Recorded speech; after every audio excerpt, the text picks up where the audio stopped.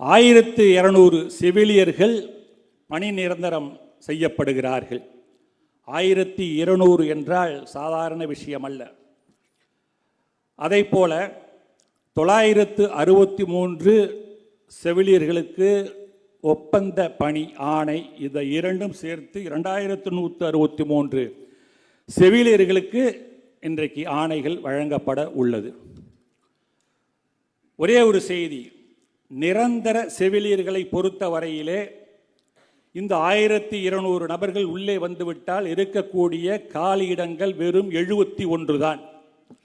அந்த 71 இடமும் நிச்சயமாக அடுத்த 10 அல்லது 15 தினங்களிலே நிரப்பப்படும்.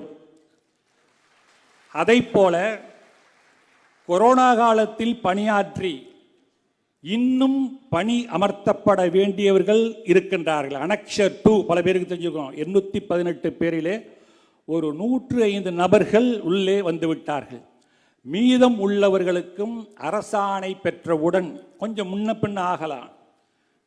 திரும்ப எங்கள் ஆஃபீஸுக்கு வந்து நீ தானே சொன்ன மைக்கில் அன்னைக்கு உடனே குடியான்னு கேட்க முடியாது.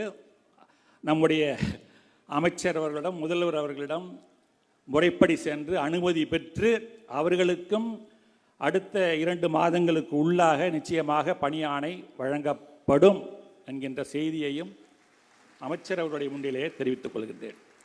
இங்கே